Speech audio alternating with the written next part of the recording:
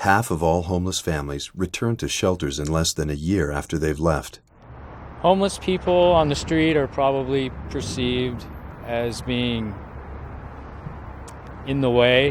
Not willing to work, not willing to try and change their life. Over 50% of homeless people have not had a steady job in the last 3 to 5 years. Hopeless, worthless. Drug addiction, alcohol abuse. 58% of homeless parents have been homeless more than once. Being on drugs, they like stealing, they like lying. 77% of local shelter men have been in jail or prison an average of 6.8 times. I don't know, they're just basically evil people, and that there's no change in them.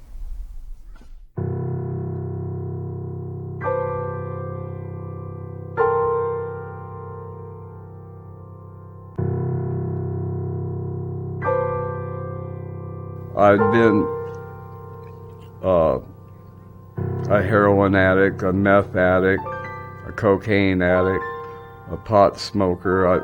I've been doing drugs for over 35 years. I had some issues with depression and self-worth and made some really poor choices. My son was with my mother, and because at that point I was not capable of being a parent. I was a drug dealer.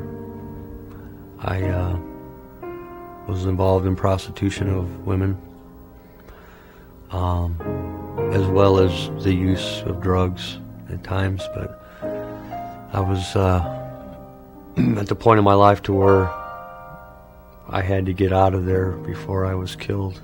I was a single mom, and I had a 4-year-old boy, and some things took place where I was in a position financially that I couldn't afford rent, or if I paid rent, I couldn't afford daycare, and if I didn't pay for daycare, I couldn't work. Once I started smoking crack, my whole outlook on life changed. Everything changes, my personality, everything. Morals go out the window. Rational thinking, what's that? There is no more. I would do things I wouldn't normally do, just so I could get high. Yeah. And stealing was one of them. I've been an addict for 15 years and never really wanted to get clean, never really wanted to make changes in my life and go through the work to make my life different, and just pretty much felt like I was hopeless, like I was just going to be an addict, a practicing addict for the rest of my life. I was in bondage for 35 years to a heroin addiction. I carried guns. I would rob people. I spent 30 years in prison. One of the lowest points in my life was probably a 2-year time period where I left home and went to college and flunked out, was drinking heavily, involved with the wrong kind of people, and just had no hope. Tried to commit suicide 3 times. My family said they'd had enough. I didn't have friends. I didn't have family. I didn't have anywhere to go. It was pretty low.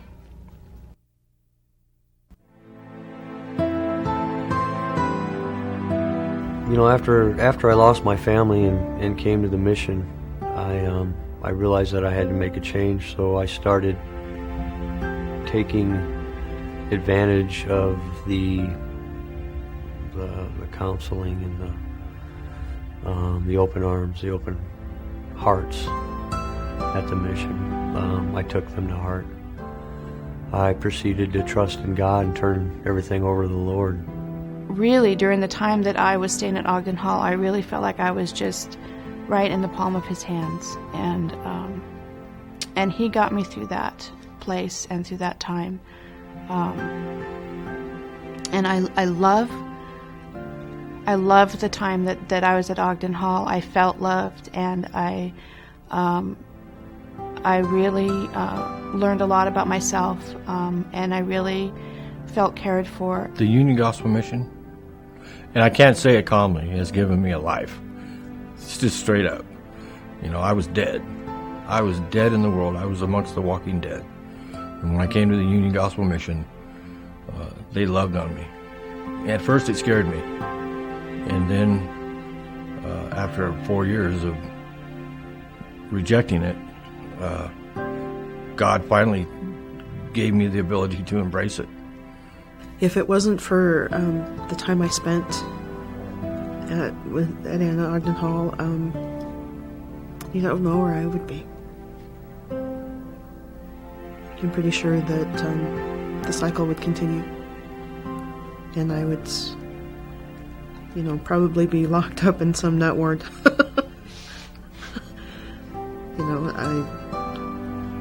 I just can't see myself anyplace else. The next thing that was in my life that I could see seriously was death. And I didn't want to die, but I needed help.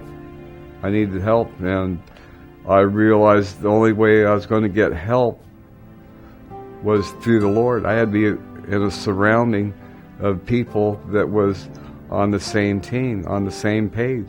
People that wanted to know the Lord, people that knew the Lord. That's where I needed to be. I was serving my prison sentence at Pine Lodge pre-release, and so they started a work crew of 7 females that could go out and volunteer. We started volunteering at the Classy Rack when it very first opened. I talked to Lance about hiring me when I got to work release, and he hired me when I got there. The environment that I work in is so supportive and so unconditional. They don't care where you're from or where you've been. They just want to help you and where you're at now.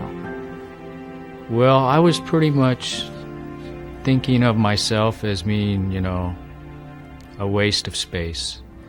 And will I ever get it right? Will I ever amount to anything? That was pretty much branded in my being. But being at the mission, I began to learn that wasn't the truth at all. With the help of the mission and the staff there, they were able to draw the real me out, and my heart began to soften. Yeah, God got a hold of me, and he's molding me now, still. After my 3rd suicide attempt, I was at Sacred Heart Hospital and had nowhere to go, and they took me over to Anna Ogden Hall, and that was my first day there. It was December 20th, 1995. I was on quite a bit of medication, so some of it is foggy, but I just remembered thinking, I have somewhere to go and these people want me and they're willing to take me, and it was the first time that I felt hope in probably 2 years.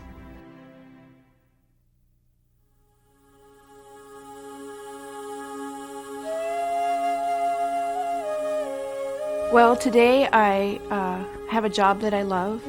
I work at Anna Ogden Hall, so I see people coming in and I answer the phone when they first call and say that they need some help. My husband and I have 3 boys, and I stopped it there because I didn't want 4, 5, or 6 boys. Even the dog and the cat are male, and probably the fish, you never know. So I have a home full of boys, and they are lots of fun, and we have a good time together. I'm proud to be a carpenter. My father was a carpenter. My Father in heaven was a carpenter. And I love to work with my hands and see what I've done. I also know that I'm to the point in my life to where I'm strong in the Lord. I love where I'm at in my life.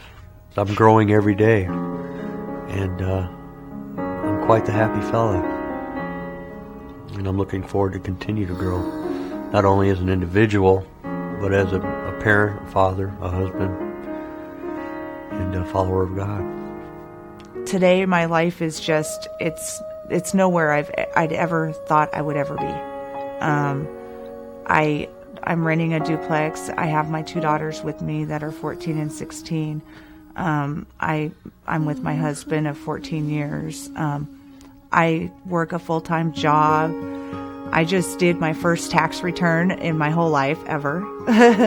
And, I'm helping take care of my niece and nephew and being a support to my brother who is also in recovery. And it's awesome. I'm involved in church. I'm involved in support groups. I have Bible study at work. I have a new job.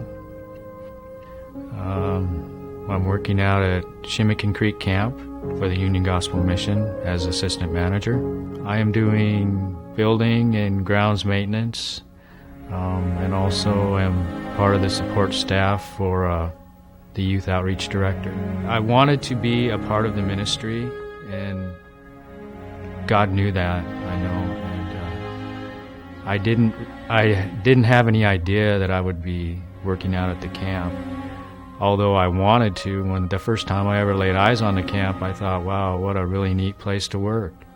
And that was 2 years ago. And here I am 2 years later working out there. It's like a dream. I started working for Oral Surgery Plus a little over 6 years ago. It's busy and fast-paced, and we have a lot of different types of patients and people that we take care of. It's nice. The highlights currently in my life are enjoying my son, who just turned 6, and he's in private kindergarten, in private school, Christian school, which is real important for me. He has changed my life in so many ways. He made me grow up and just be a better person every day. I can't even think about going back into the old ways because I want to be a better person for him. I work as a roofer. I love working construction. I love doing physical labor. Even though I'm 53, I'm still strong and vital, and I love doing that kind of work. And when I'm not working, I'm usually involved in something either at the mission or at church.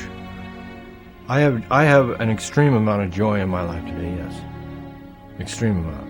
I never in my life, all those years in prison, I never ever believed that I would live the kind of life I'm living now. I absolutely enjoy getting up and going to work every day. I'm a medical assistant in an internal medicine office, and I really enjoy working with the people, the patients, and the people I work with. I've been a medical assistant for, tomorrow will be 3 years with the same doctor, and I can't believe it. I mean, I'm just from where I was to where I am. It's a whole, it's a lifetime ago for me. In the past, there was nothing to look forward to. There was no hope. There was nothing. But today, as I get up and I pray and I go to work, I've got a future. I've got hope. I wouldn't trade this life for nothing. I love the Lord. I love living. I love my family. I love people. And I'm just excited every day to live.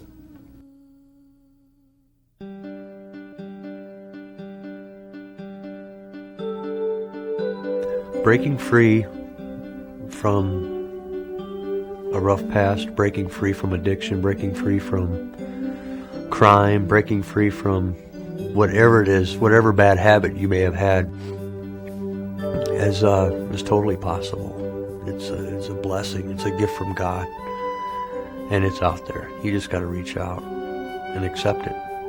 To break free of the cycle of bad choices, bad decisions, homelessness, you got to be a little tougher than you think you are. You got to be determined. And I refused to go back. And men can change. Through the power of Jesus Christ, men can change. I have. I've changed. I'm not the man I was when I was 20 years old. I can look back on the last 30 years and I can see that. I can see everything I've gone through. I can see God's hand in it. Wow, my life really has changed. I can make a difference now in somebody else's life. You know, I've done the work in my life. I do the work every day in my life, and I can make a difference in somebody else's. A person like myself who is addicted as bad as me, it took a process that I'm still going through to this day. You know, I'm still learning, but I've got to say that the process over time, it's easier day by day. You know, for me, as long as I stay in the will of God and stay in the Word, you know, it's a joy to get up in the morning. I'm very grateful for the path that God's taken me on, and although there's been a lot of hard things, I don't think I would change anything. I think that every hard time that I've been through has produced something that can be made good, and that's what God promises He'll do, and I see that He does it. All those years of being in bondage, being a slave to the addiction, the Lord has broken that bondage. He's set me free, and I've been delivered. You know, you just learn to love God and allow Him to love you. I never allowed Him to love me. I didn't want Him to. I didn't want that to be a part of my life, but it just took amounts of time where you just learn to live your life that way. And now it's an everyday thing for me. The first thing I think of when I wake up in the morning is I'm thankful for what I have, and I'm thankful that God loves me. I believe that Christ is the only power that can change your life. Being free, it's amazing. Yes, I feel like I've broken free. I have joy in my life, yes. I know Jesus is alive in me. Whatever God has planned for my life is where I'll be. I could spend days and nights just thanking the Lord for all the things that He's delivered me from. I will never forget where I've been. Not for one moment have I ever forgotten. It'll always be on my mind, always a reminder. And I'm so thankful I wouldn't trade any of that, not 1 minute of any of that hardship, because it's brought me where I am today.